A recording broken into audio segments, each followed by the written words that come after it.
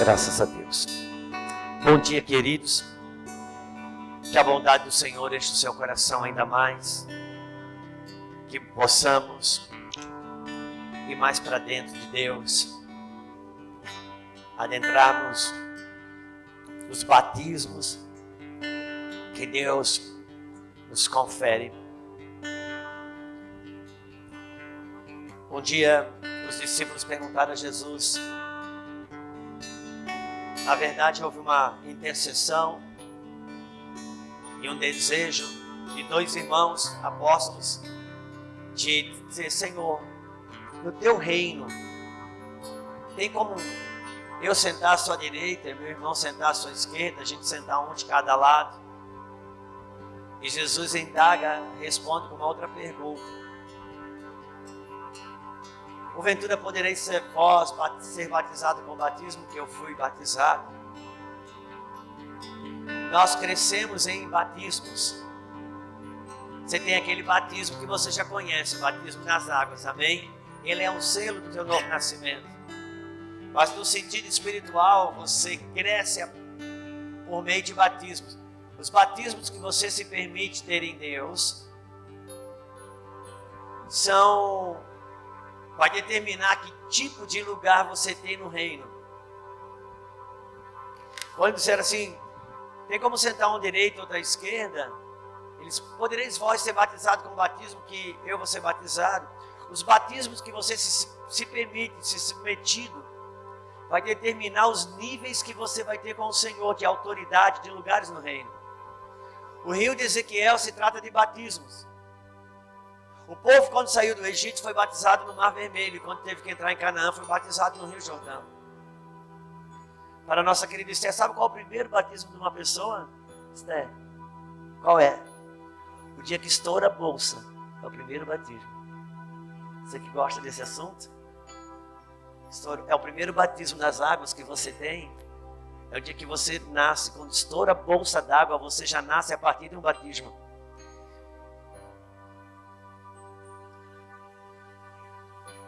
Por isso que eu digo que a gente possa ir mais para dentro dele.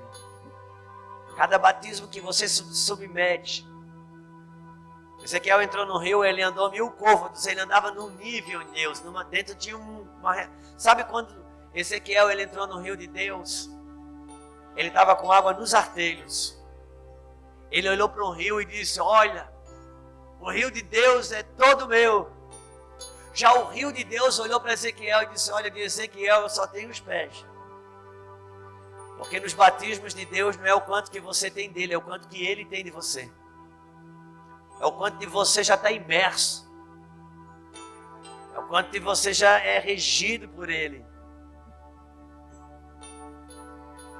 Por isso, se permitem mais para dentro de Deus. Colocar a sua casa mais para dentro de Deus.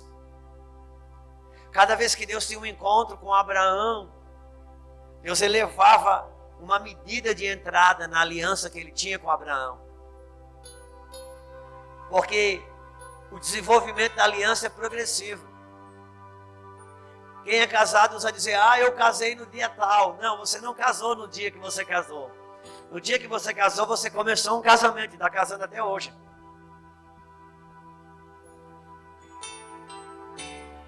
Porque a gente progride na aliança.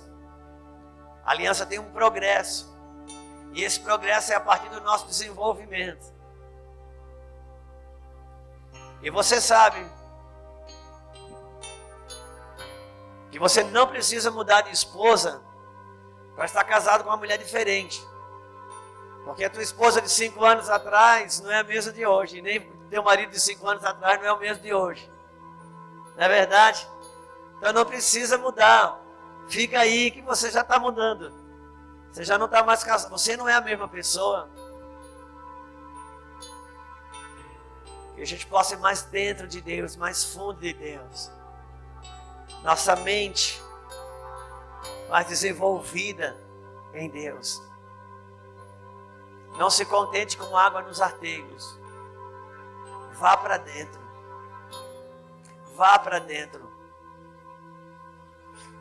Eu vivi um período em 2015. Foi. 2015. Acho que foi 2014. Enfim, deve fazer uns 5 a 7 anos. Eu sempre morei em casa, planta baixa, assim. Sempre morei em casa. E há uns 7 anos atrás, eu fui morar num apartamento, no 9º andar. E eu comecei a ler, abri a Bíblia, dava no Rio de Ezequiel, abri a Bíblia, dava no Rio de Ezequiel. Eu fiquei uns 3 meses só lendo o Rio de Ezequiel, abria, dava ali. Aí eu mudava de Bíblia, abria, dava ali também. Eu sabia que Deus queria falar alguma coisa. Eu já estava morrendo afogado no rio e não entendia o que Deus queria dizer. Tanto que então eu decorei, a passagem está decorada já. E um dia eu estava na sacada, como a nossa cidade ela é plana, então da sacada do nosso apartamento, do 9º andar, você vê um horizonte grande, quase a cidade toda que está à minha frente. E o Senhor disse, ponto, vou te falar sobre o que você tem lido. E o Rio de Ezequiel, quero te mostrar. E na minha mente, não fui trasladado não, nem fui arrebatado em espírito não. Só na minha mente, eu desci e me vi lá embaixo no prédio, lá na entrada do condomínio. Todas as correspondências que chegam para os moradores daquele prédio é entregado lá na guarita. O zelador vem e no lado do elevador tinha várias caixinhas em cada apartamento, ele coloca a correspondência todos ali. Ele disse, isso é o Rio de Ezequiel. Todo mundo aqui nesse prédio mora no mesmo endereço. Cada pessoa que recebe uma correspondência é a mesma cidade, mesmo CEP, a mesma rua, mesmo número. Mora todo mundo aqui. Só que o morador do 1º, 2º, 3º andar, quando ele vai na sacada, ele vê uma coisa. Você no 9º andar, você vê o que eles não veem. Então, todo mundo que está salvo, mora no mesmo endereço. Mas nem todo mundo está no mesmo lugar, vendo a mesma coisa, você entende? Então no rio de Deus é Deus que te coloca. Agora os níveis que você vai andar nele é você que escolhe. O que determina o que você vê é o lugar que você está.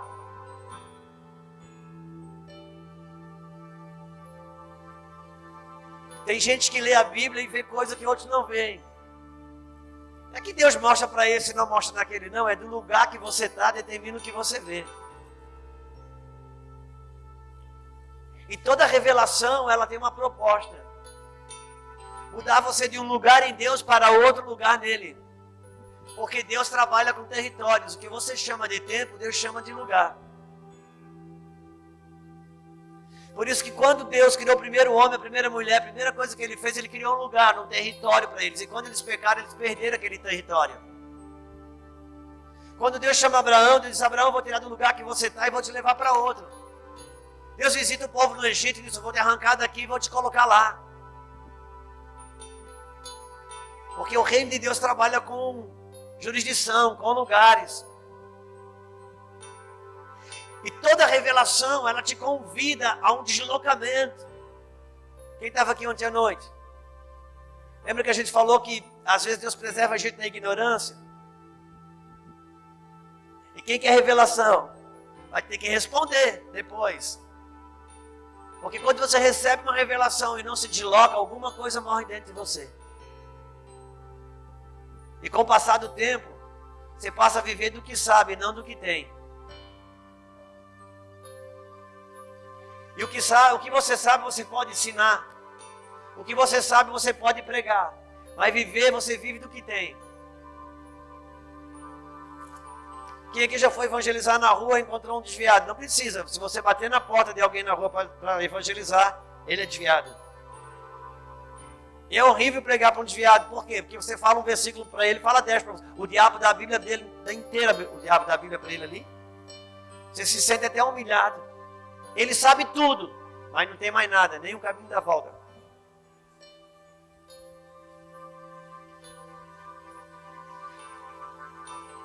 Se proponha mais fundo nele. Quando acender uma luz, quando a revelação vir, se desloque. Quando Jesus curou um cego, progressivamente, quantos lembram quando Jesus curou um cego e ele pergunta para o cego, o que você está vendo? Ele não pergunta se o cego está enxergando. Ele pergunta se o cego, o que você está vendo?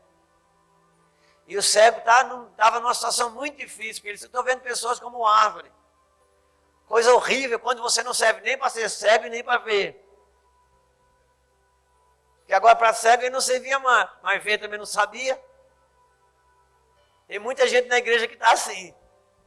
Ele não é mais cego, mas também não está vendo nada.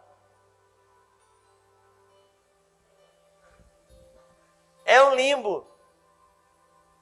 E nessa hora, e por isso que no final da cura, Jesus disse assim, não volte para a aldeia.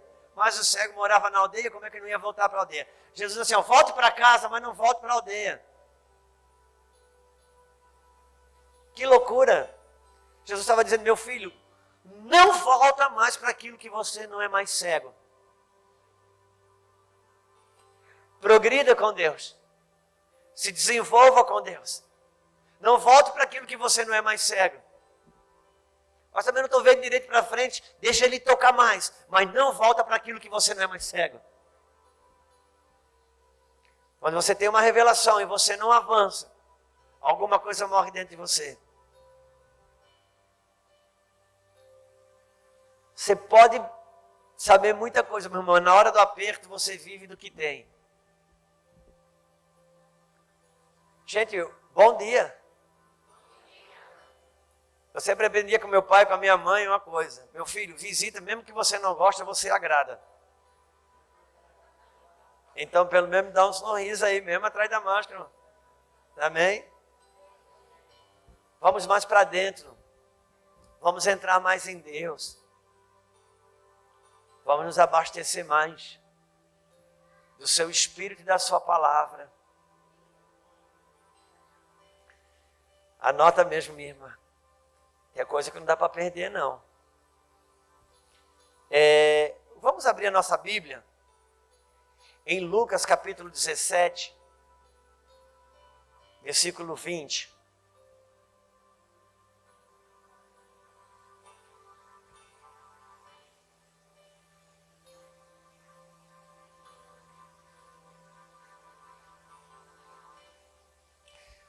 Pai, nós te damos graça em nossos corações por esse ambiente de amor, de favor, pelo teu espírito de remissão, de redenção, de justificação e de glorificação. Obrigado porque estamos nas tuas mãos, Senhor. E nós nos rendemos. Nós nos rendemos. Nos rendemos, Senhor. Nos rendemos.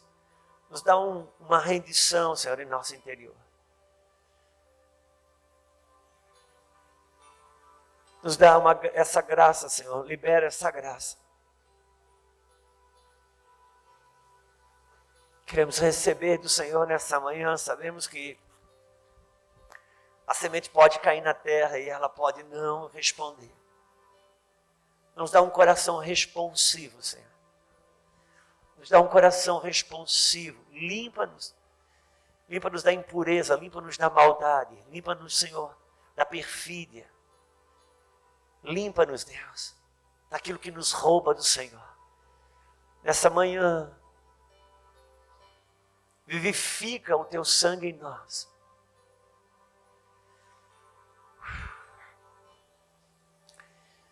Lucas 17, versículo 20, diz assim: interrogado pelos fariseus sobre quando viria o reino de Deus, Jesus respondeu: o reino de Deus, ele não vem com aparência visível. Nem dirão ele aqui ou ele lá, porque o reino de Deus está dentro de vós. Isso aqui para mim é uma das coisas mais fortes que tem na Bíblia. Porque todos nós sabemos que Jesus falou que o reino de Deus está dentro de nós. O que a gente não se atenta muito foi para quem que ele falou isso, né? Sendo interrogado pelos fariseus, ele disse, o reino de Deus está dentro de vós. Eu, irmãos, dentro do fariseu só enxergo hipocrisia, mas Jesus não, ele enxergou o reino. Como os olhos de Jesus é muito diferente do nosso, já parou para pensar? Dentro do fariseu eu vejo hipocrisia, tudo que eu consigo enxergar. E Jesus tinha uma capacidade de ver o reino até dentro do fariseu. E versículo 22, a seguir dirigiu-se aos seus discípulos e disse, virá um tempo em que desejareis ver um dos dias do filho do homem, não vereis. E vos dirão, ei-lo aqui ou ei-lo lá, e não vades nem os sigais. Versículo 26, assim como foi nos dias de Noé, assim também será nos dias do Filho do Homem. Comiam e bebiam, casavam-se e davam-se em casamento, até o dia que Noé entrou na arca e veio o dilúvio e destruiu a todos. O mesmo aconteceu nos dias de Ló, comiam e bebiam, compravam e vendiam, plantavam e edificavam. Mas no dia que Ló saiu de Sodoma, choveu do céu fogo e enxofre, destruiu a todos. Assim será no dia que o Filho do Homem se manifestar. Vamos abrir uma outra passagem. A passagem do Salmo. Salmo número 1. Você sabe, no livro de Salmo, você vai no número 1. Eu, sinceramente, não acredito que o livro de Salmos, o número 1, ele é o número 1, porque um dos 150 tem que ser o número 1. Não acredito assim. Salmo número 1 é a matriz de todos os salmos. Ele não é o número 1 por acaso. E diz assim, bem-aventurado o homem que não anda no conselho dos ímpios, e nem se detém no caminho dos pecadores, e nem se assenta na roda dos escarnecedores. Antes, tem o seu prazer na lei do Senhor, e na sua lei medita de dia e de noite. Ele é como árvore plantada junto às correntes das águas, que no devido tempo dá o seu fruto. Uau! Cuja folha não murcha, e tudo quanto ele faz será bem sucedido. Bom, irmãos, eu gostaria de nessa manhã, pela graça do Senhor, pela bondade do Espírito, que a gente possa construir um fundamento que é resposta para os nossos dias. É uma resposta para os nossos dias. E uma das coisas que a gente tem buscado nesse período da pandemia é entender o nosso tempo, entender os nossos dias. E Jesus, ele é interrogado acerca de quando viria o reino de Deus, como viria o reino de Deus. E ele responde, dizendo que o reino de Deus, ele não vem com aparência visível. Então, o reino de Deus, ele não vem com aparência visível. Então, tudo que eu vejo, eu toco, ainda não é o reino de Deus. Amém? E nós vivemos um tempo que nós estamos viciados no mundo das imagens. Aquele cego, quando Jesus curou ele não perguntou se estava enxergando. Ele perguntou se estava vendo. Porque Jesus já sabia que tinha curado ele. Mas ele foi ativado numa função que estava inativa. Agora que a função foi ligada, ela precisava entrar num funcionamento. Às vezes você tem uma função na sua vida que está desativada. Uma vez que Deus ativou, agora você precisa aprender a usá-la. Amém? Lázaro vem para... E Lázaro veio. Lázaro ressuscitou. Como? Lá vem Lázaro. Porque ele está enfaixado. Jesus olha para os seus discípulos, desatai-o. Porque ressuscitar, vida, quem dá é ele. Mas desenfaixar, quem tem que desenfaixar é a igreja.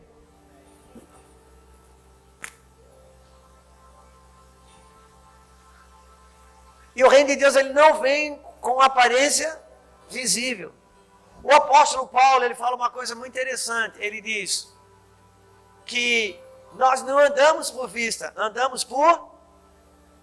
Então o que é o contrário de fé? Tudo que eu vejo.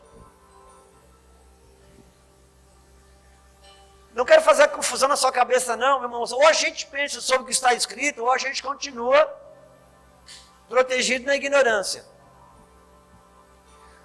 Quando o homem pecou, caiu, o homem ficou cego para o reino de Deus.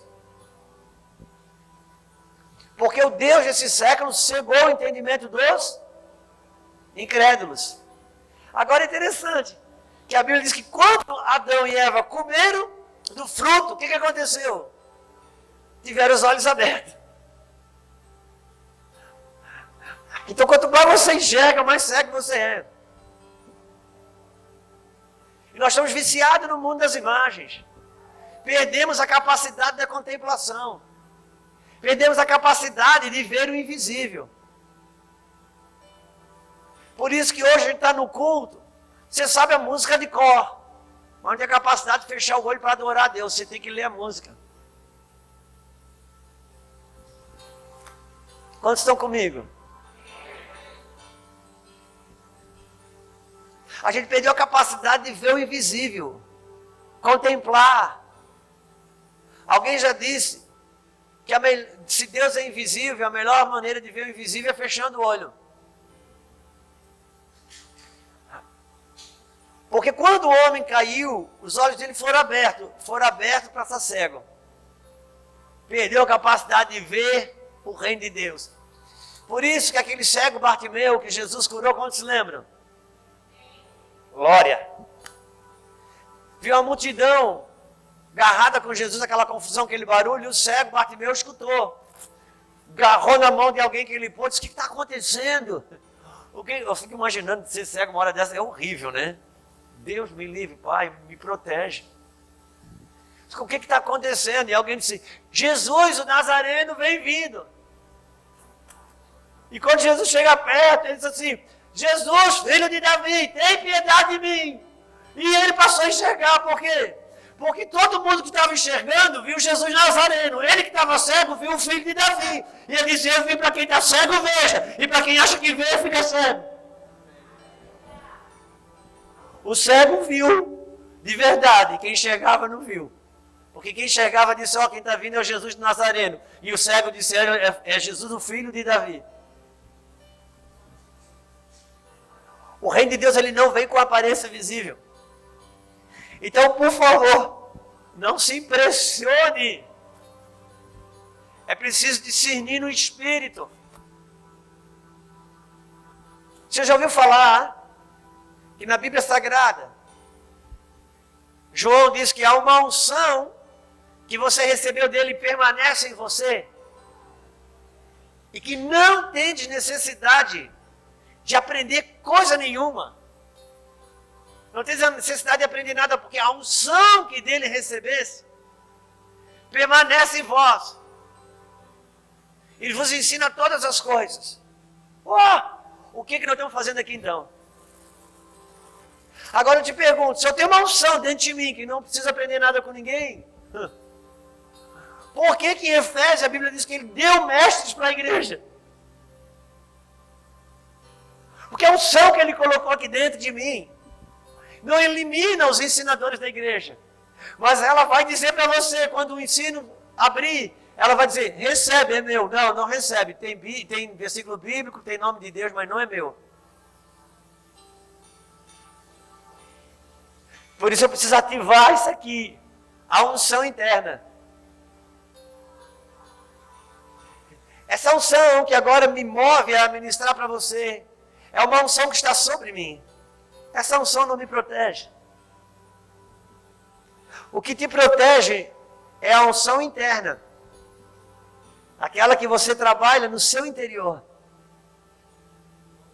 Obrigado pelo amém, glória a Deus. Num domingo de manhã já é glória. Lá no Meivan nós temos 3 cultos no domingo. Tá, Jair? Um de manhã às 5 da tarde e um às 7h30. O das 5 da tarde é quase uma missa evangélica. Se tiver glória a Deus, das 5 da tarde, o pregador já sai debaixo de avivamento. Porque é o culto do retorno.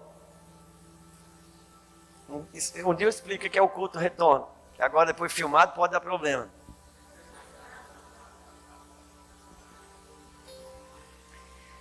O reino de Deus, Jesus diz, ele não vem com aparência visível. Mas ele... Aí nós lemos Salmo número 1. Bem-aventurado o homem que não anda no conselho do ímpio, nem para no caminho dos pecadores, e nem se assenta na roda dos escarnecedores. Antes, tem a sua lei, a seu prazer na lei do Senhor, nela medita dia e... Uau! Ele não lê, ele medita. Porque você não tem como ler a Bíblia dia e noite. É verdade, tem que trabalhar, não tem? Tem que comer. Mas você pode meditar nela.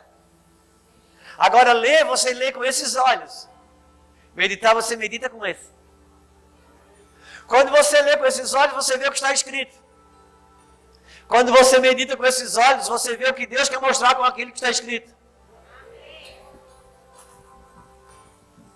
Porque uma coisa é você saber o que está escrito.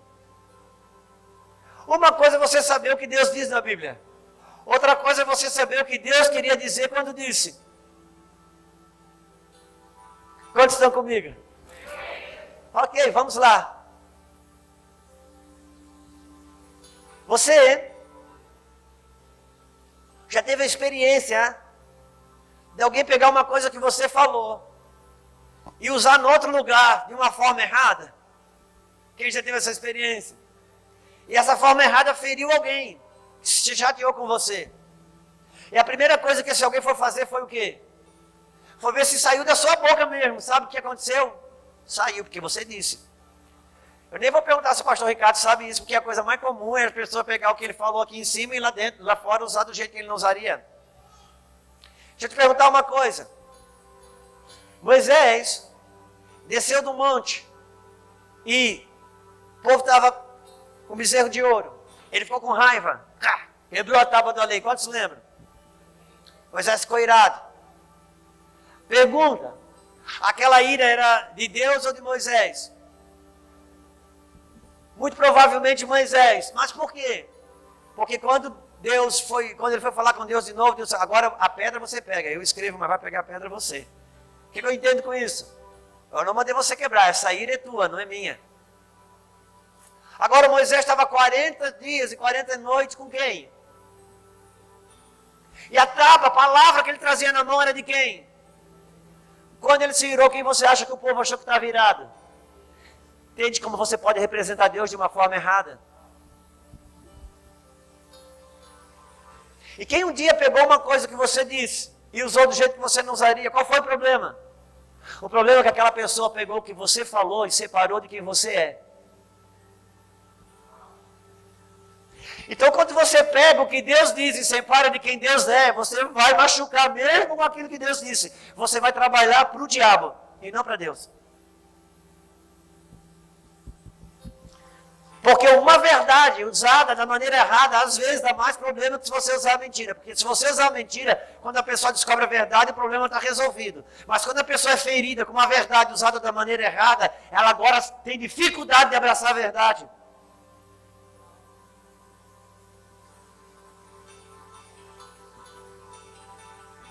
Por isso, eu preciso meditar. Quem medita na lei do Senhor. Porque lê, eu leio com esses olhos. Meditar, eu medito com esse. O que é o novo nascimento? Nicodemos, necessário vos é? Quem não nascer de novo não pode? Quem não nascer de novo não pode ver o reino de Deus. Então o que é o novo nascimento? É um olho para ver o invisível. Com esse olho você lê, com esse olho você vê. Agora quem vê? Quem medita. Quem medita vê. Bem-aventurado o homem que não anda no conselho do ímpio, nem para no caminho dos pecadores, nem se assenta na roda dos escarnecedores. Mas antes, versículo 2, antes tem o seu prazer na lei do Senhor, nela medita dia e noite. Uau! Então nós vemos o quê? Que Com esses olhos, o versículo está trocado. Com esses olhos, não. Versículo 1. Bem-aventurado o homem que não anda no conselho dos ímpios, nem para no caminho dos pecadores, nem se assenta na roda dos escarnecedores. Versículo 2. Antes, tem o seu prazer na lei do Senhor, e nela medita dia e noite. Então quer dizer que no fundo, o versículo 2 é o 1, e o versículo 1 é o 2. Porque se ele fala que é antes, quantos estão comigo? Porque não existe a possibilidade de você não andar no conselho do ímpio. Se você, antes disso, não medita na lei do Senhor. Tem gente que acha que vai parar do erro para se entregar à Bíblia. Não, se entregue à Bíblia para poder sair do erro. Porque você não tem a capacidade de não andar no conselho do ímpio. A não ser que você medite na lei. Antes disso, você medita na lei do Senhor. E essa meditação é que vai te dar a capacidade de não andar no conselho do ímpio. O que eu quero dizer com isso? Se você não se ofender, eu vou falar. Se você não medita na lei do Senhor, você já anda no conselho do ímpio. E é interessante porque isso é um declínio. Bem-aventurado o homem que não anda no conselho do ímpio. Não para no caminho dos pecadores, não se assenta na roda dos escarnecedores. Você vê que é um declínio, que anda, para e senta. Você já viu a Bíblia no capítulo 7, Atos dos Apóstolos, o que diz? Estevão diz, você sempre resiste o Espírito. Paulo vai dizer o quê? Não entristeceis o Espírito. E no outro momento ele vai dizer o quê? Não apagueis o Espírito, ou não extinguis o Espírito, ou seja... Isso é um declínio. A gente primeiro resiste o Espírito, depois a gente entristece o Espírito, e por fim a gente apaga o Espírito. É quando a voz de Deus não tem mais, o Espírito não tem mais uma voz na nossa consciência. Isso é um declínio. A meditação na lei do Senhor é que me mantém fora do conselho do ímpio. Mas para muitos de nós, conselho do ímpio o que é? É eu querendo separar, sou eu querendo me separar. Então lá no meu trabalho, converso isso com o ímpio, e o ímpio diz, não, você separa mesmo. Tua mulher dessa aí tá, igual essa aí tá cheia por aí. Marido igual esse, você arruma em qualquer lugar, separa mesmo. Para nós, conselho do ímpio é isso. Não, irmãos. Conselho do ímpio não é um ímpio dando um conselho. Conselho do ímpio é uma construção de pensamentos e raciocínios que paira nos ares e que determina o comportamento de uma sociedade, que determina a linha de pensamentos de uma sociedade, que determina o que você come, determina o que você veste, determina o teu conceito de certo, o teu conceito de errado. Não tem a ver com alguém te aconselhando, mas com a construção de... E hoje, irmãos, a igreja caminha no conselho dos ímpios. Por isso eu preciso perguntar a mim mesmo, quem me influencia? Quem? Pastor, tatuar é pecado. Eu não sei se tatuar é pecado, mas da onde que nasceu a sua vontade de tatuar? Nunca existiu essa vontade. Agora ela está aí, batendo na porta de todo mundo. De onde é que ela veio? Quem está te influenciando? Quem foi que te fez o desejo? Pastor, eu queria pintar meu cabelo de rosa choque. Qual o problema? Tá, mas por que você quer pintar o teu cabelo de rosa choque? Quem é que está te influenciando? De onde que nasceu esse conselho que tomou teu coração? Ah, pastor, eu sou mulher, eu trabalho fora, meus filhos estão na creche, eu acho que isso não tem nada a ver. A mulher tem que estar expandindo. Amém, glória a Deus. Quem foi que disse? Quem é que te influencia? Quem é que determina essa linha de pensamento sua?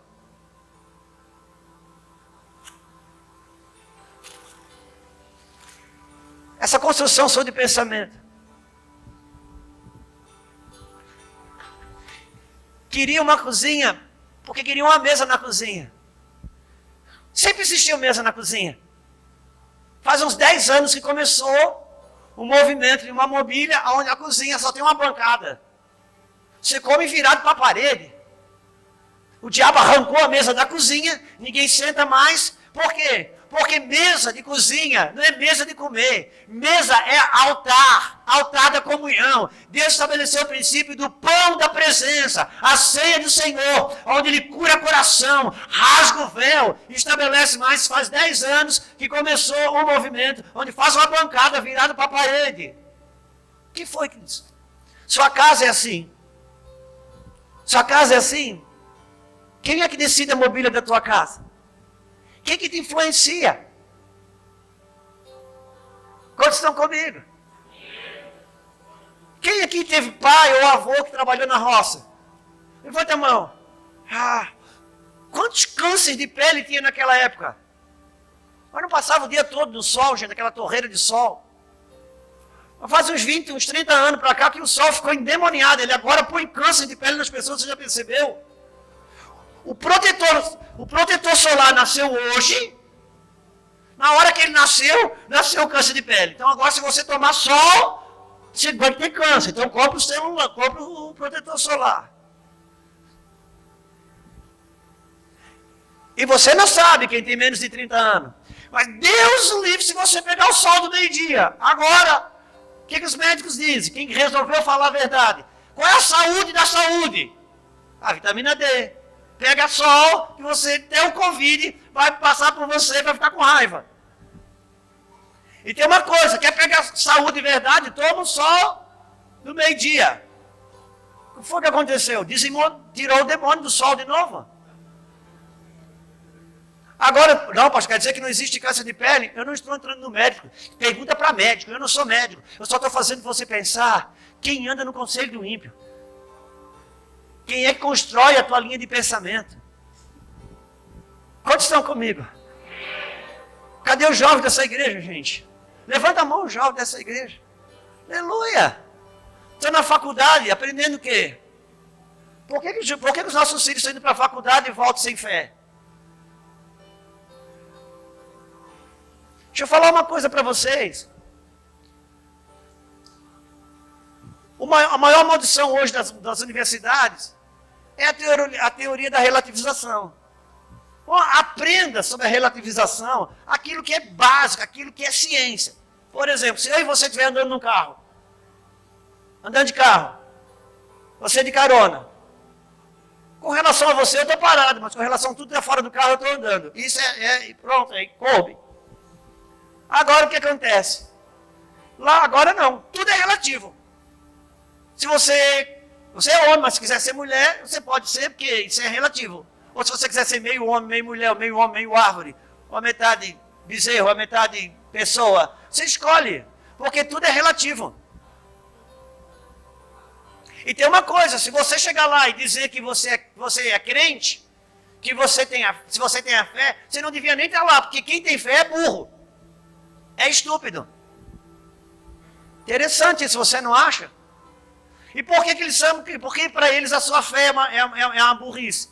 Porque o que você crê não dá para provar na ciência. Se a ciência não prova, então não é verdade. Então você é um estúpido porque crê uma coisa que a ciência não prova. Tá bom. Agora eu te pergunto. Você já viu um médico falar sobre ideologia de gênero?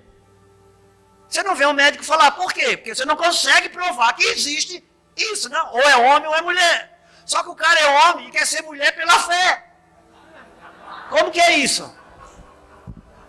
Quem é que explica isso? Porque se a ciência não prova, e o burro sou eu. Então eu não estou aqui satirizando ninguém. Sua luta, sua guerra dentro da sua sexualidade, eu tenho a minha também. Se você tem a sua guerra, que pende para o homossexualismo, eu tenho a minha guerra do heterossexualismo. Eu tenho a minha própria guerra. Para mim hoje, irmão, pegar a mão no microfone e pregar é fácil. Tá sozinho no hotel, com um controle na mão, com qualquer canal acessível, é mais difícil para mim do que pegar o microfone e pregar. Porque eu não estou aqui desprezando as guerras sexuais de ninguém. Eu só estou, irmãos, nós estamos falando aqui sobre não andar no conselho do ímpio. Quem medita na lei do Senhor está firmado em preceitos eternos, que eles não mudam, são inabaláveis, são fundamentos que podem... Céus e terras passarão, mas esse fundamento não passa.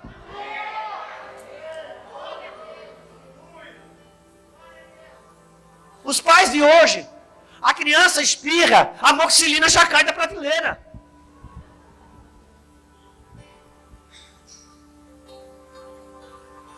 Mas se você é uma mãe de Israel, se você cultivar sua unção interna, quando seu bebê chorar, você vai pegar o seu bebê, vai colocar aqui, ó. E o que o Criador colocou dentro de você como mãe vai dizer, olha, é ouvido, olha, está com uma cólicazinha, é fome, está com frio, é birra, é só birra. Ou vai dizer, leva no médico. Mas se você terceiriza a sua educação, se você for uma mãe moderna, que anda no conselho do ímpio, então você não tem tempo para criar seu filho, não. Sabe o que vai acontecer? Na hora da comida, para dar comida para uma criança de 2 anos, tem que fazer aviãozinho, virar pirueta, sabe? Ou então já está com 3 anos, que já tem que começar a ensinar ela a comer sozinha, mas que paciência, vai levar 1 hora para comer uma papinha, que lambuza tudo e tal, mas precisa ganhar emancipação. Mas você é uma mãe moderna, você não tem tempo, só tem 5 minutos. Então o que você faz?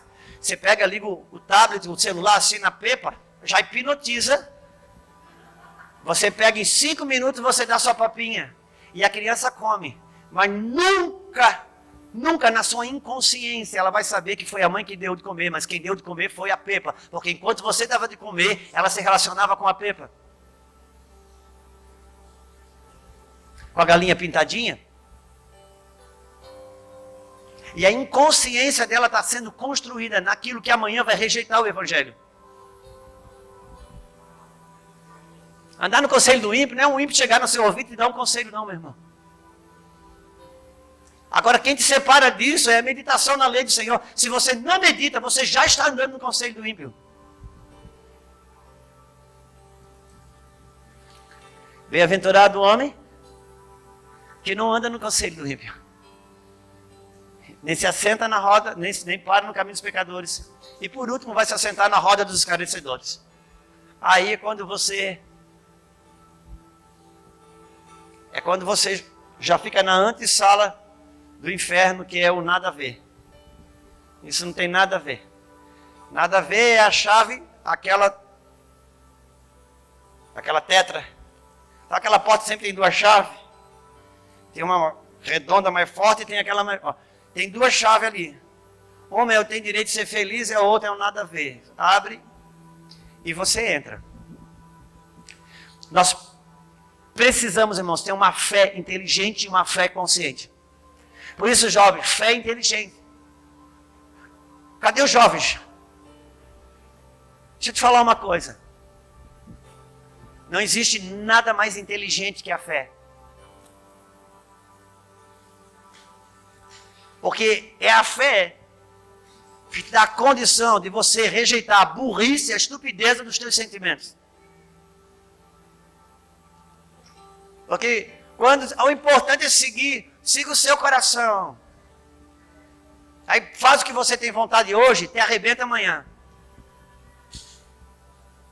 O importante é ser livre. Livre para quê? O cara é livre para usar droga. Livre para ser escravo da droga. Amanhã. Isso não é liberdade. Liberdade é quando você escolhe se você quer ou não. Então, quantas coisas pela fé você rejeitou, você renunciou. E depois você foi entender, uau, como eu fui inteligente. Por que a fé é uma inteligência? Por quê? Porque ela não se dobra à burrice da nossa carne. Ela não se dobra à estupidez dos nossos sentimentos. Pela fé, quando que você não usa fé, que você se entrega, você já viu? Você olha para o sorvete olha para você, vou ou não vou. E quando você pela fé consegue resistir o sorvete, no outro dia você está arrependido? Está arrependido? Não. Agora quando a tua fé não alcançou e você entrou no pote de sorvete, no outro dia, está arrependido? Então a fé é uma burrice ou uma inteligência? Porque você põe aquele sorvete que fica 3 minutos aqui e o resto da vida aqui.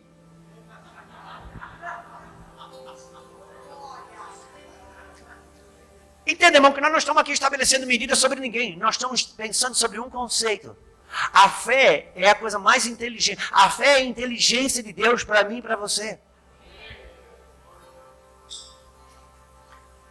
Eu não sei por que a gente fica tão intimidado quando cai nesse meio de escola, de universidade. Eu olhei para a Esther, eu achei tão lindo. Olha, ela está com aquela calça aqui em cima, eu lembro dessa calça. Essa calça aí, as mulheres sempre cinturadinha.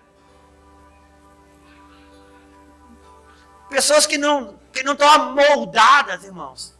Não vos amoldeie a esse mundo. Tem uma irmã lá na igreja, que ela só usa onça. Tudo dela é de onça, o brinco, a roupa, tal. Quando está na moda é uma beleza, mas quando está fora, no inverso. Só que eu acho lindo naquela irmã. É que ela não está na moda. Ela tem um estilo, ela tem um gosto. Então ela anda naquele gosto. É lindo. Então a cafonice dela eu acho lindo. Por quê? Porque ela não anda na moda. Aquilo ali é algo dela. É genuíno, entende, irmão?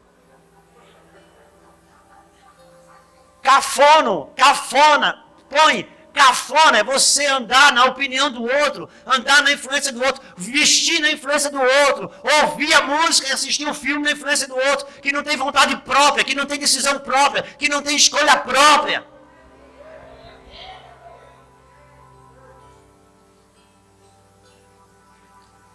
Quando Daniel entrou na Babilônia, ele chegou lá, vamos para os jovens.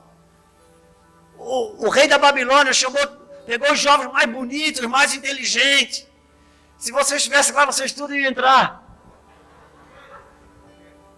Ele disse, olha, chamou um grande lá e disse, olha, cuida desses jovens, gente inteligente, gente bonita, vão aproveitar aqui no reino da Babilônia. Põe eles para comer na mesa do rei, os manjares do rei da Babilônia, o vinho do rei da Babilônia, e eles vão ensina a cultura da Babilônia para eles. O Daniel chegou, chamou o camarada que estava para recrutar isso. Amigo, deixa eu te fazer um pedido. O que foi?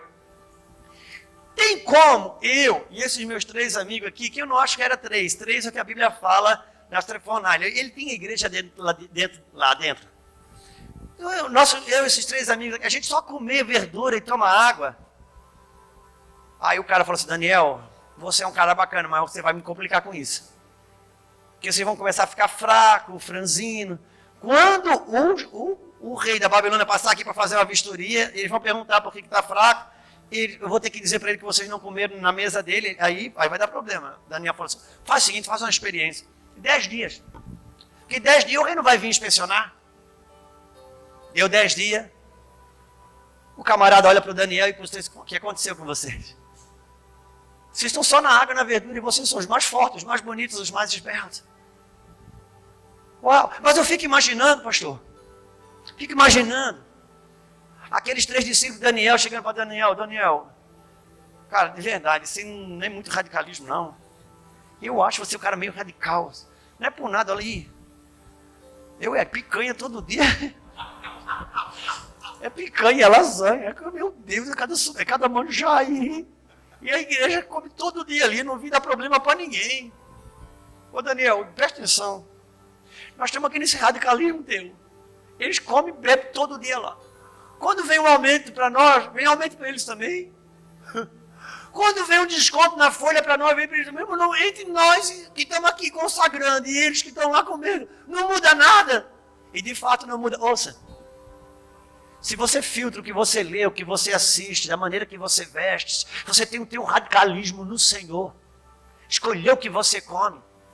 Você vai olhar, irmão, para aquele que está espaldado na mesa da Babilônia. Sabe o que vai mudar? Nada. Nunca vai mudar nada. Você e ele vai viver do mesmo jeito. Vírgula. Vai mudar nada. Até vir um dia da fornalha. Até vir um dia da cova do leão. E esse dia chega. E quando esse dia chegar, aí separa quem comeu de Deus e quem comeu na mesa da Babilônia. Você entende? Aí separa. E esse dia chega. Então deixa eu falar com os jovens. E por que Daniel não pôde ser comido pelo leão? Porque leão, ele cheira a carne, e Daniel cheirava a verdura. E o diabo, vosso adversário, anda ao derredor, buscando a quem devorar. O que você come, se alimenta, decide o odor que você dá, para o diabo ou não. Quantos entendem o que estamos falando? Não anda no conselho do ímpio. Não andar no conselho do ímpio, irmão. Não é você se separar de alguém que te aconselhar. Não. É de um conjunto de pensamento que está aí, visível aí, está disposto aí. E que está fazendo perder os nossos filhos. Mas bem-aventurado aquele que, porque medita na lei do Senhor. E vai dizer, ele será como árvore plantada junto aos ribeiros da água. E agora vem o segredo. E dará fruto na estação. Uau! Então quem medita na lei do Senhor entende a estação que está vivendo. Quem medita na lei do Senhor entende os dias em que estão vivendo. Se você não entender os dias que você está vivendo, você não dá uma resposta para ele.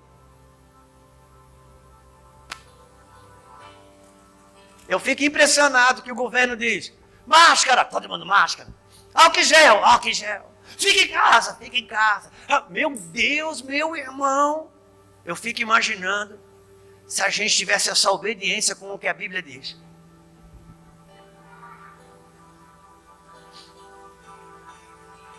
Cuidado, o vírus está aí perto da tua casa. Você começa a espirrar. Eu fico imaginando se a OMS escrevesse uma Bíblia, aí mesmo nós estávamos crentes. Pastor, você é contra o álcool gel? Você é contra a máscara? Nunca, irmão. Eu só estou fazendo você meditar. Quem que governa você? Quem é o teu Senhor? Quem é que te influencia? Quem é que constrói as suas linhas de pensamento?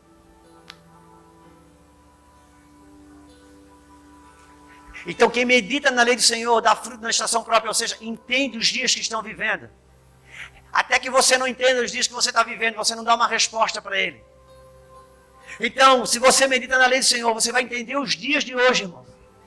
E quando você vai entender os dias de hoje, então você volta para Mateus, volta para Lucas. E o que está escrito?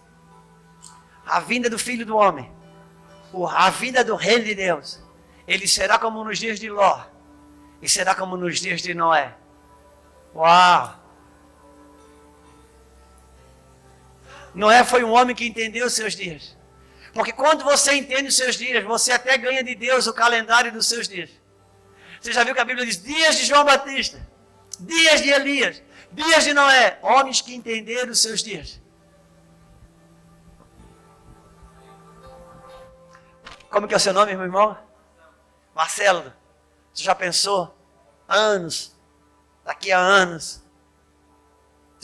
teus netos, teus tataranetos, dizendo assim, nos dias do vô Marcelo, nos dias do meu tataravô Marcelo, o Evangelho entrou na nossa linhagem, que ele discipulou nosso pai, e hoje nós servimos, irmãos, quando você entende os teus dias, você ganha o teu nome dentro do calendário.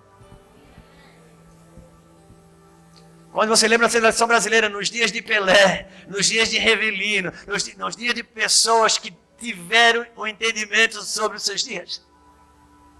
Quantos estão comigo? E ele vai ser como nos dias de Noé e como nos dias de Ló. Uau! E por que dias de Noé? Por que dias de Ló? Porque na Bíblia Sagrada, Ló e Noé viveram a experiência de um juízo final. Então quer dizer que o reino, a vinda do Messias, a vinda do Filho do Homem, ela vai estabelecer juízo. Ela vai estabelecer. Agora, deixa eu dizer uma coisa. A Bíblia diz que esse dia vai ser terrível e glorioso. E como que pode ser terrível e glorioso? Uma coisa é terrível, ou ela é gloriosa. Mas esse dia vai ser terrível e glorioso. Como que vai ser terrível e glorioso? Nos dias de Noé, quando o dilúvio veio, quem estava fora da arca? Foi terrível. Mas quem estava dentro da arca? Então o que vai definir terrível, glorioso, é em que cenário, no lado de que cenário você vai estar. Em Noé, em Ló, nós temos 2 juízos final. E Jesus disse, olha, só para vocês não ficar muito fora, eu vou dar uma dica. Será como nos dias de Noé. Ele explica, mais ou menos assim, compravam e vendiam. Ou seja, o consumo seria uma coisa voluptuosa. Um consumismo desenfreado. Será que vivemos esses dias? Também casavam-se e davam-se casamento. Ou seja, o conceito de aliança vai embora. Vai se trocar de parceiro como quem troca de carro. Ou de sapato. Dias de Ló. Dias de culto ao prazer. Dias de troca do desejo sexual. Quantos estão comigo? E ali nós temos 2 juízos final. E nesses 2 juízos final, nós temos uma realidade que fala sobre salvação e nós temos uma realidade que fala sobre reino. Porque há uma realidade para salvação e uma para reino. Salvação é Deus tirando você do Egito. Reino é Deus introduzindo você em Canaã. Por isso que na salvação você tem um batismo quando você sai, mas no reino o batismo é quando você entra. No batismo do Mar Vermelho não precisou ter um altar, mas no batismo de Canaã precisou. No Rio Jordão precisou. Porque você sair do Egito fala de salvação. Você entrar em Canaã fala de reino. E quem entrou em Canaã não foi quem venceu o Egito, quem entrou em Canaã foi quem venceu o deserto.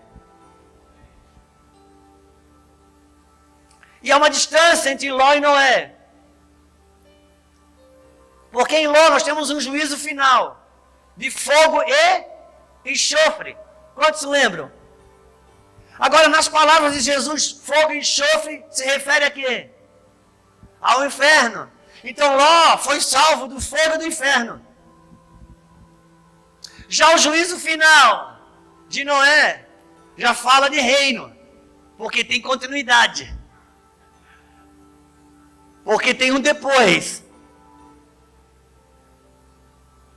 Agora Ló,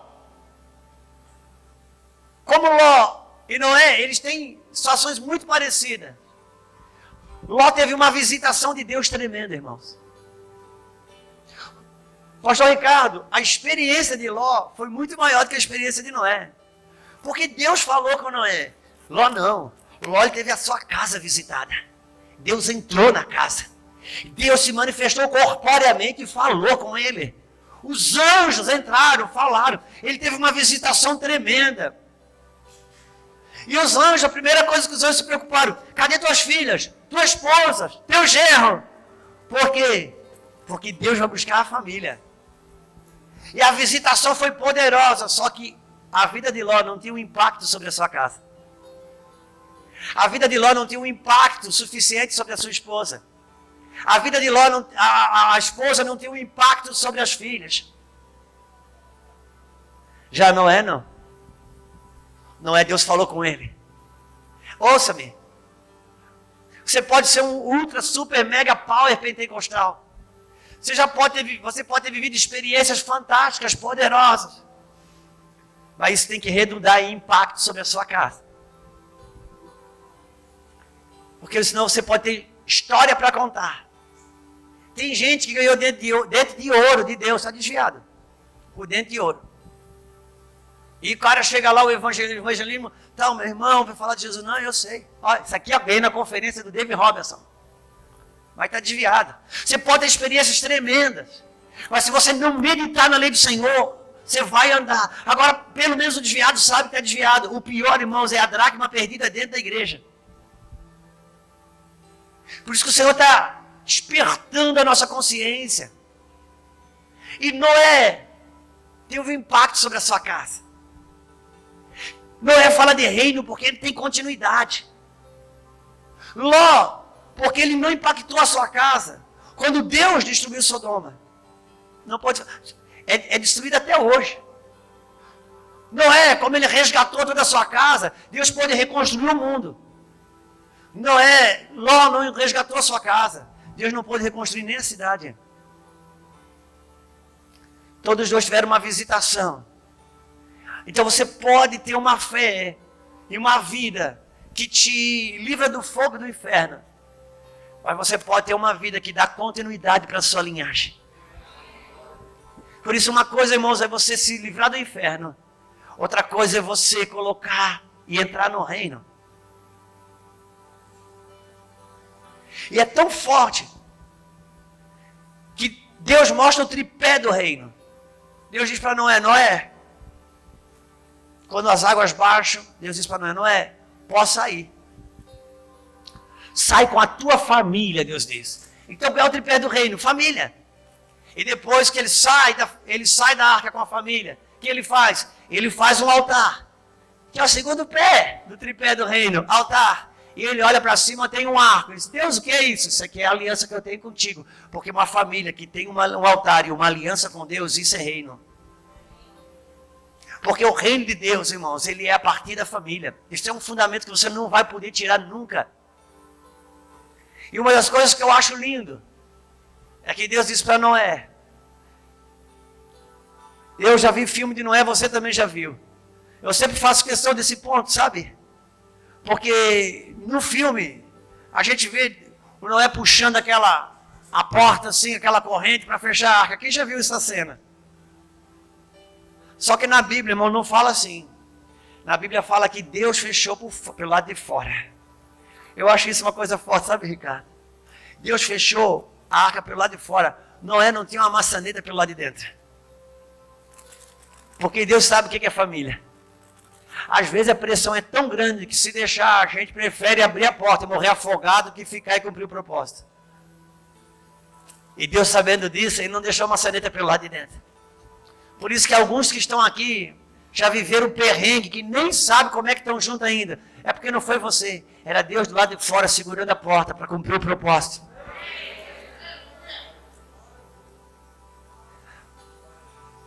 Só que Deus falou para Noé, no teto da arca, Noé, você abre uma janela para o céu. Uau! E aí a maçaneta podia ter do lado de dentro. Porque uma porta para a terra, Deus não deixou Noé abrir. Agora uma janela para o céu podia. Por quê? Porque se você tem uma janela para o céu aberta, quando as águas baixarem, Deus abre uma porta para a terra, para você continuar com a sua família. Então quem medita na lei do Senhor, compreende os dias que estamos vivendo. E quando você compreende, a partir da luz bíblica, a partir da... E agora que eu digo, jovens, me ouvissem de novo. Sabe quando Deus diz, você entendeu os seus dias. Eu quero que vocês entendam isso, jovens. Entenda isso. Quando você olha a luz da Bíblia, o movimento do reino das trevas, ouça-me. Ouça os jovens. Por favor, me dê atenção. Quando o maior protótipo, o maior símbolo de um libertador, Messias na Bíblia, é Moisés. Moisés é um tipo de Jesus. Moisés é que arrancou o povo do Egito. Moisés é que iniciou a Páscoa. Foi ele que matou um cordeiro para o povo ser salvo. E esse cordeiro, ele apontava para Jesus, que morreu no dia da Páscoa, para mim e para você ser libertos da morte para a vida eterna. Amém? Agora deixa eu falar bem forte para os jovens. Quando esse símbolo do Messias libertador, o maior protótipo de Jesus, que é Moisés o libertador, quando esse neném Moisés estava para nascer, sabe o que acontece? Aconteceu um movimento de matar todos os machos. E para isso, se você tem Bíblia, eu queria que você abrisse a sua Bíblia. Em Apocalipse capítulo 12, versículo 9. Por favor. Eu pedi para a gente nessa manhã não ter pressa, gente. A maionese não vai azedar, põe na geladeira. Apocalipse 12, versículo 9. Diz assim: Apocalipse é depois de Gênesis. Está em Gênesis, vira a Bíblia ao contrário, abre na outra página, Apocalipse, você acerta na hora. E foi expulso o grande dragão, a antiga serpente que se chama Diabo e Satanás, o sedutor de todo mundo. E foi tirado para a terra e com ele seus anjos. Olha aqui, um grande dragão. A antiga... Moço, deixa eu falar com os jovens aqui um pouquinho. Um grande dragão, a antiga serpente, o diabo, lá do Jardim do Éden. Uau! No Jardim do Éden, ele era uma cobra, uma serpente. Agora em Gênesis, agora em Apocalipse, ele é um dragão. Parece que essa cobra cresceu. O que Deus quer falar com isso? Ouça-me. O diabo, ele não começou derramando sangue. O diabo não começou dando facada, atirando e derramando sangue. O diabo começou a sua obra mudando o pensamento de uma pessoa. Não anda no conselho do... Uau! E por que em Gênesis, no começo de tudo, ele é uma serpente? Em Apocalipse, no final das coisas, ele é um grande dragão. Porque Deus está dizendo que o movimento de engano que ele começou no começo, lá em Gênesis, no final dos tempos, esse movimento de engano será muito maior. Muito maior.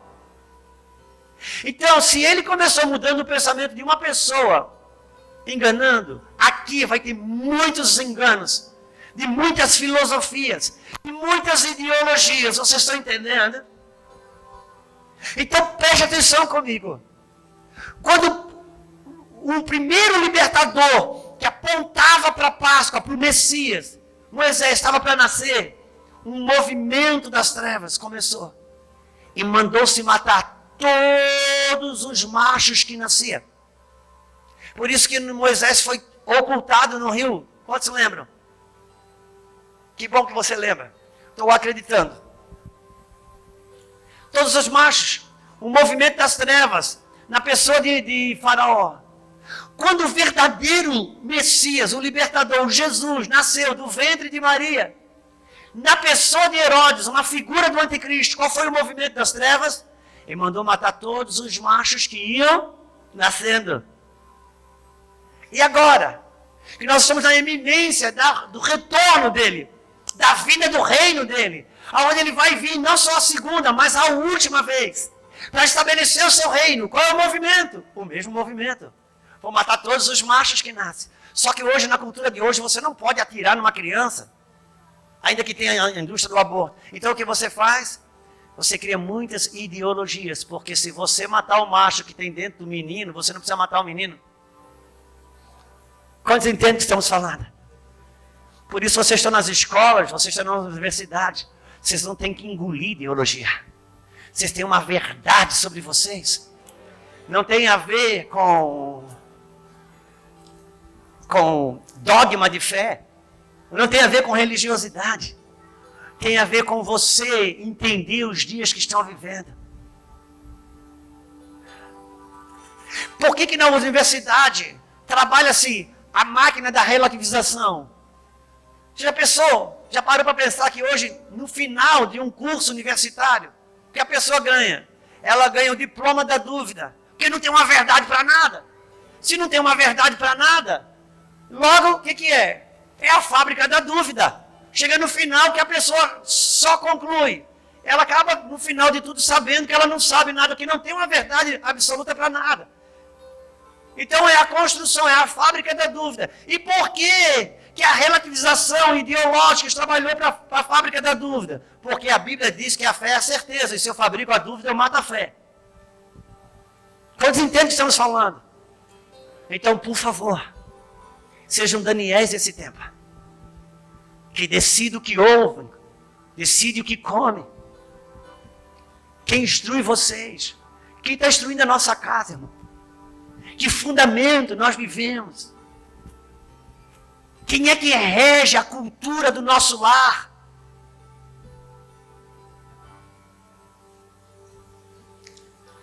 Bom, tá denso aqui.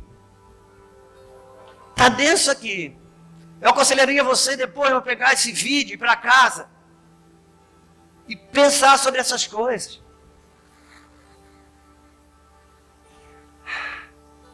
E Deus, Ele sempre estrategou um plano para as famílias.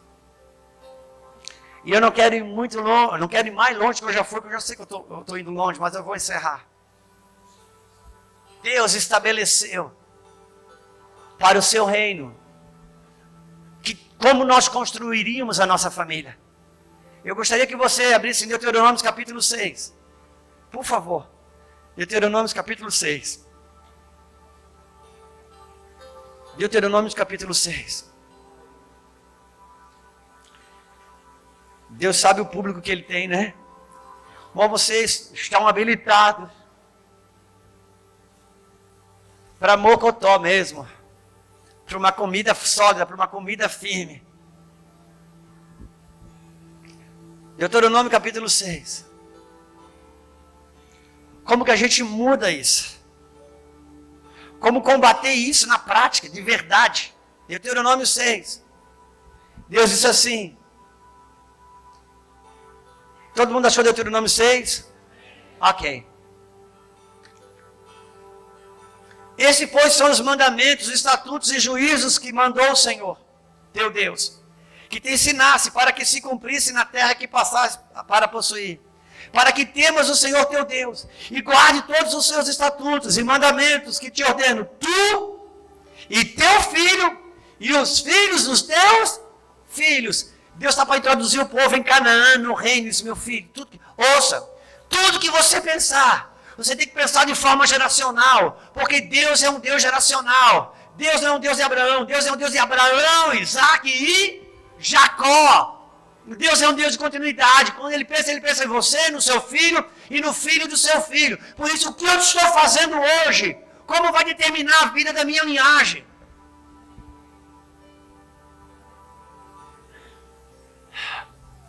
Eu preciso pensar de forma geracional.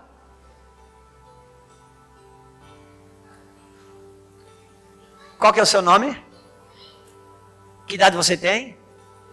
16. Você é mãe? A Dayana tem 16 anos. Ela disse que ela não é mãe. A tua resposta está certíssima. Porque é a resposta de toda a igreja. Nós vamos ajudar a melhorar isso. A Dayana tem 16 anos. E dentro de uma resposta lógica e racional. Ela diz, não sou mãe. Está certo que mãe é você ter filho. Deixa eu dizer uma coisa. Dayana, você já é mãe. Você já é mãe. Porque dentro de você já está todos os filhos que você vai ter. E dentro dos filhos que você vai ter, já estão os teus netos. Deus já colocou todas as sementes das linhagens que vai partir de você. Então você já é mãe. Quando Deus falou, chamou Abraão de pai, Abraão não tinha filho. Você entende? É por isso que você se guarda. Quando a Bíblia diz para você guardar o seu corpo, quando a Bíblia diz para você guardar a sua pureza, não é por causa de pecado ou não pecado, mas por causa daquilo que você preserva dentro de você. Quantos entendem o que estamos falando? Porque Deus é geracional. Sabe o que está escrito em Hebreus? Está escrito em Hebreus que Abraão, quando foi dar o dízimo, sabe o que aconteceu? Levi deu os dízimos nos lombos de Abraão. Irmão, está escrito isso, vem cá, Abraão. Deus diz o seguinte, que quando Abraão, para quem não sabe, os jovens, Abraão deu um dízimo a Melquisedeque, que é a figura sacerdotal de Cristo. Um dízimo. Sabe o que está escrito em Hebreus? Que quando Abraão dava o dízimo para Melquisedeque, nos lombos de Abraão, Levi dava o dízimo. Uau! Sabe o que aconteceu? Deus olhou para dentro de Abraão, no dia que Abraão deu o dízimo para Melquisedeque. Olha aqui, Dayana. Deus enxergou nos lombos de Abraão, Isaac. Aí Deus olhou um pouquinho mais dentro e viu que dentro de Isaac, estava dentro de Abraão, Deus viu Jacó. Aí Deus olhou um pouquinho mais e viu que dentro de Jacó, que estava dentro de Isaac, que estava dentro de Abraão, Deus viu Levi. Mais tarde, por causa de um dízimo do tataravô, Deus decidiu que todos os dízimos de Israel viessem para a casa do tataraneto Levi. Porque naquele dia Deus viu Levi dar o dízimo. Entenda uma coisa, só que estamos falando. Posicionamentos que você tem hoje em Deus. Posicionamentos que você tem hoje no Senhor. Que acumula créditos de justiça. Amanhã, se seu filho, seu neto, se o seu bisneto errar o caminho, estiver fora de Deus, não tem crédito de justiça. Sabe o que acontece? Deus vai olhar para ele e Deus vai ver créditos de justiça que você acumulou. Vai pegar esses créditos de justiça e vai tributar ele como se fosse ele dando. Porque quando Abraão deu o dízimo, Deus tributou a Levi aquele dízimo.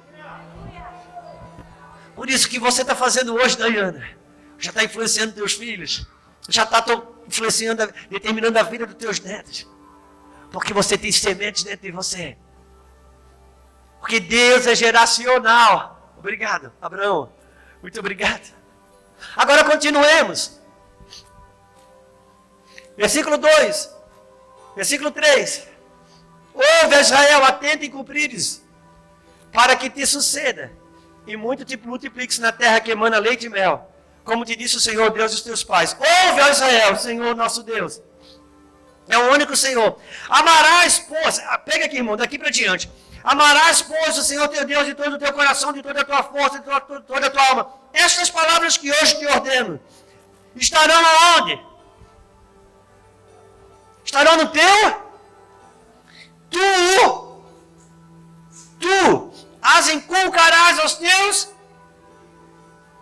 Quer dizer que o critério para inculcar o reino de Deus no filho, qual que é? Primeiro está no meu coração. Por isso eu não posso estar movido pelo conselho do ímpio. Agora tu vai inculcar os teus filhos, irmão. Ouça-me um pouquinho. Quem sabe o que é inculcar? Inculcar não é informar. Inculcar não é levar na igreja. Inculcar não é... Não, irmão, inculcar. Quem já viu uma pessoa inculcada? Uma pessoa inculcada, aquela pessoa que você tenta tirar um negócio da cabeça dela, você não consegue. Aí você desiste. Está saindo. Vem outro no seu encontro, vai indo lá, vai fazer a mesma coisa. Se encontrar você já rouba a fé da pessoa. Nem adianta. Não adianta que ele inculcou com esse negócio, ninguém tira da cabeça dele. A Bíblia está falando, ouça pai, mãe, sobre inculcar nos nossos filhos o reino. Só que isso não cabe na vida moderna.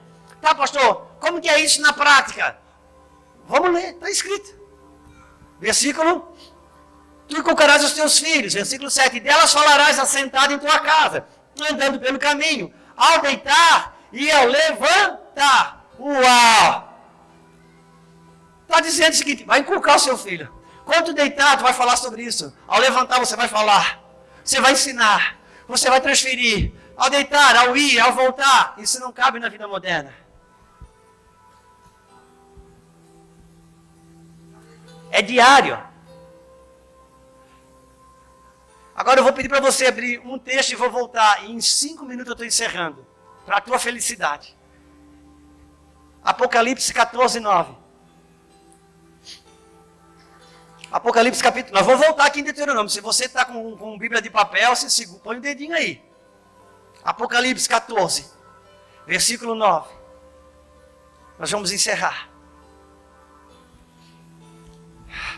Diz assim...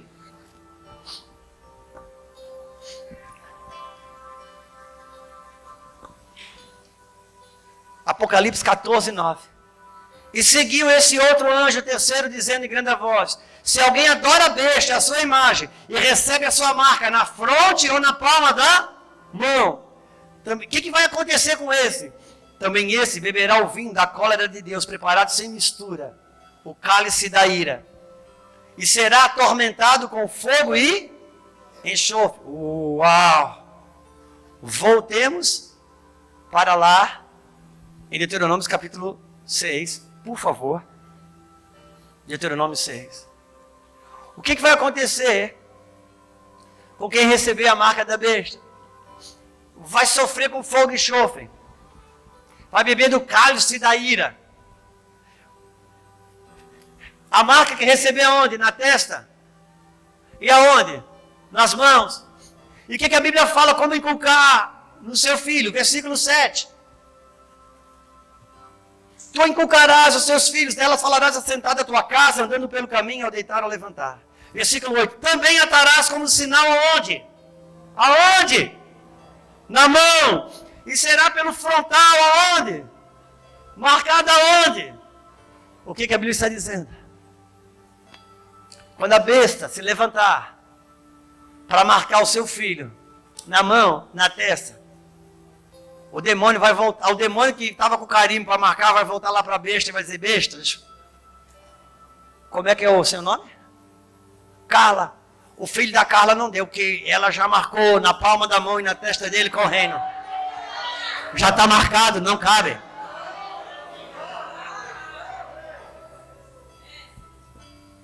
Agora entenda uma coisa.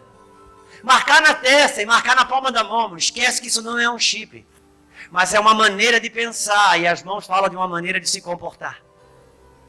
Isso é uma construção de pensamento e conduta. Não tem a ver com chip. Pastor, eu acho que não vai ter. Certamente vai ter o código de barra que vai chegar. Mas quando ele chegar, ele só vai ter acesso porque antes a mente já aceitou e o estilo de vida já abraçou.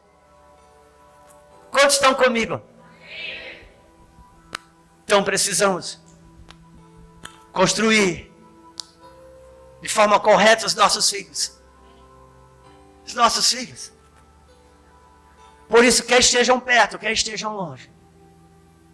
O meu posicionamento hoje vai dar para Deus os créditos de justiça que autoriza o reino do Espírito a buscar, a perseguir o seu filho, sua filha, aonde estiver. Eu preciso alinhar a minha vida, porque às vezes alguém ouve a gente falar sobre casamento, educação de filhos, as pessoas pensam: meu Deus, eu já fiz tanta coisa errada, eu acho que para mim não tem mais jeito. Deixa eu dizer uma coisa, e agora eu encerro de verdade. Eu não sei se o Zaqueu era um cara que tinha muita dívida, eu não acredito, não sei como é que é, não vou entrar no mérito da questão, mas vou imaginar que Zaqueu tinha muita dívida. Quando Jesus entra na casa dele, Zaqueu diz assim: Senhor, eu vou pagar todo mundo que eu devo. Eu fico imaginando, Ricardo, se eu fosse Jesus. Se eu fosse Jesus, eu diria: Zaqueu, amém, está tudo certo. Faz o seguinte, Zaqueu, vai, paga todo mundo. Volta aqui com as notas promissórias, as cartas de anuência, o cheque que você está pegando. Quando você trouxer tudo, o recibo das dívidas pagas, eu vou liberar uma salvação sobre a sua casa. Mas não foi assim. Quando Zaqueu disse: Senhor, eu vou pagar todo mundo que eu devo, Jesus disse: hoje, agora, nesse instante, a salvação entrou nessa casa. Bom, ele não tinha pago ninguém. O negócio é quando você alinha o seu coração com o céu já reage. Então não tem a ver como estão as coisas, mas como você possa alinhar o seu coração com o Senhor. Por isso, alinhe o seu coração com Deus com relação à sua casa. E no teu alinhamento, o céu começa a fazer aquilo que você não consegue fazer. No seu alinhamento, o céu reage para entrar em lugares que para você não tem, na sua capacidade você não consegue fazer.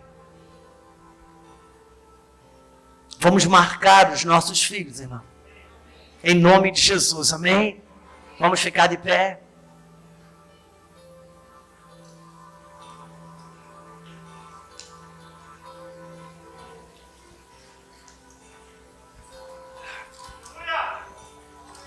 Essa manhã foi uma manhã de instrução. Essa manhã foi uma manhã de entendimento.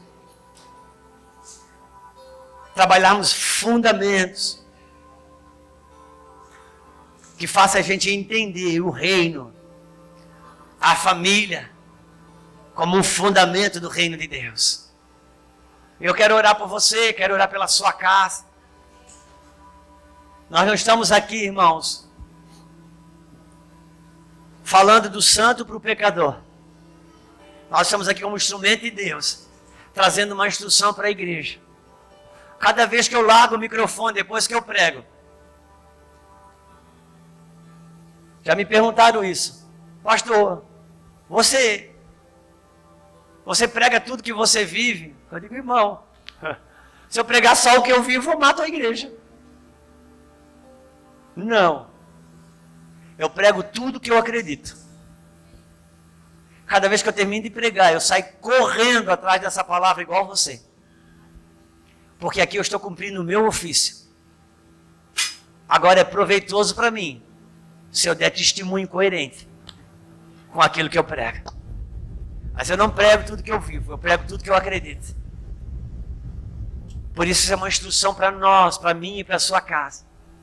Porque eu tenho uma consciência, irmão. O teu filho é meu filho. E o meu filho é teu filho. Se o teu filho está no Senhor, o meu filho está no Senhor. Se o teu filho não está, o meu não está. Porque nós somos pais de uma geração, não somos pais só dos filhos debaixo da nossa teta. E eu quero orar com você. Se você puder colocar a sua mão no seu coração.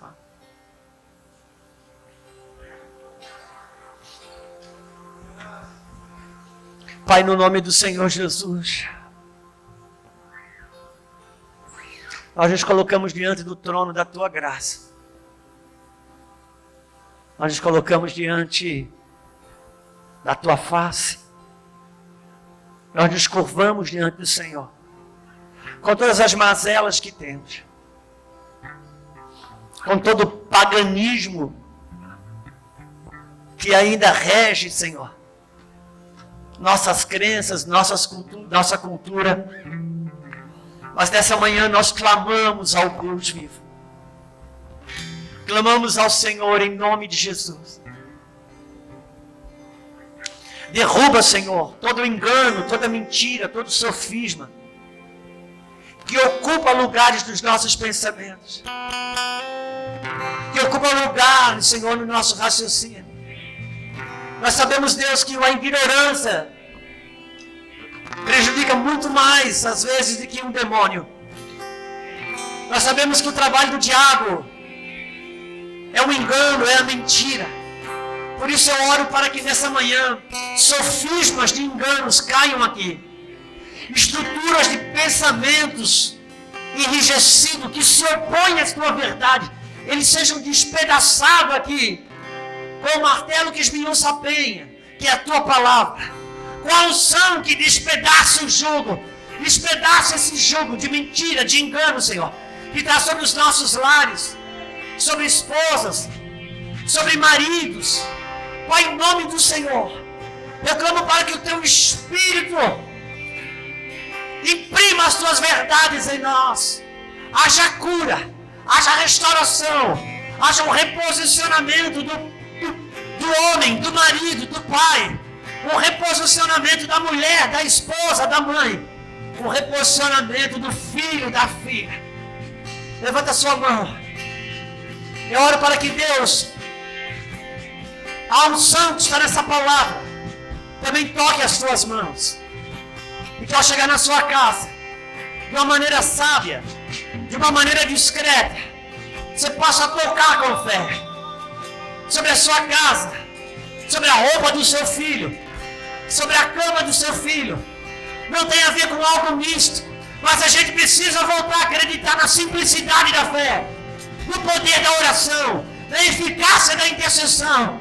Eu quero declarar sobre as suas mãos autoridade para tocar na toalha que o teu filho se enxuga, na toalha que o seu marido se enxuga, no prato que ele come, no copo que ele bebe, e dizer: Senhor, coloque a unção nessa palavra aqui. Sim, me dá um coração para ser um agente de transformação debaixo do meu teto. Em nome do Senhor, em nome de Jesus. Ouça, meu irmão, eu sei que essa manhã foi uma manhã de instrução. Eu sei que não é simples se parar, sentar e ouvir sobre fundamentos. Eu queria aproveitar esse momento. Ontem eu falei sobre os nossos livros. Hoje eu vou contar um pouquinho, bem rápido. Quando eu me casei, eu estava me convertendo. E eu me converti e fui para dentro, morar na minha casa com a minha Lulu. Ela não sabia, Ricardo, que eu tinha me convertido. Ela não sabia. Eu escondi. Por que eu escondi dela? Porque eu tive uma conversão tão forte que eu fiquei com medo que aquilo podia passar e dar em nada. E sexta-feira eu sempre saía para tomar uma cerveja, jogar um futebol. Era um combinado que eu já tinha dentro do meu noivado. Mas agora eu não ia mais jogar bola, eu não ia mais sair, eu não ia mais para balada. Eu ia orar com os irmãos toda sexta-feira. Mas eu fiquei com medo, Ricardo, que aquilo podia ser só uma febre. Eu digo, se eu conto para ela, daqui a pouco isso passa, eu perco a minha sexta-feira. Olha a minha. Porque você converte aqui, mas a mente precisa ser renovada.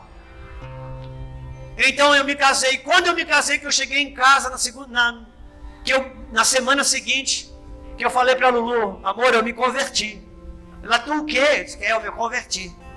Eu sou um homem de Deus agora. Tu, homem de Deus? Como eu tinha me convertido na igreja católica. E eu falei para ela. Ela me viu pegando os engradados de cerveja que eu já tinha colocado no meu enxoval. 3 caixas de cerveja na escola.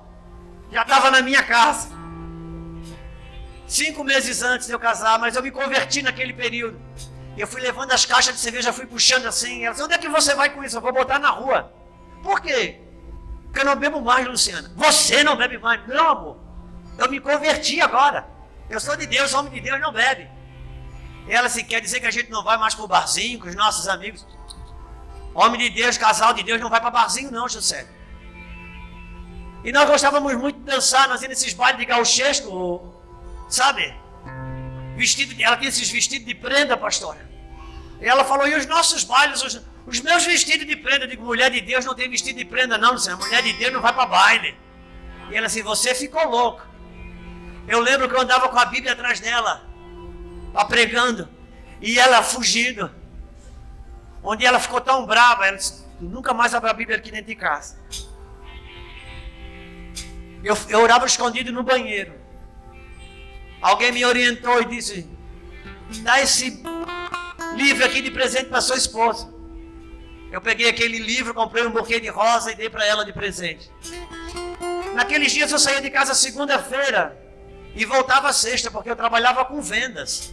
Eu ficava fora, nos hotéis, viajando nas regiões que eu passava.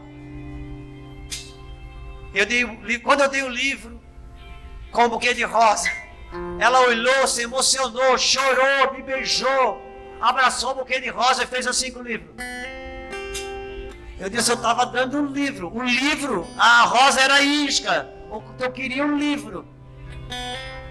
Mas aconteceu que na segunda-feira eu fui viajar.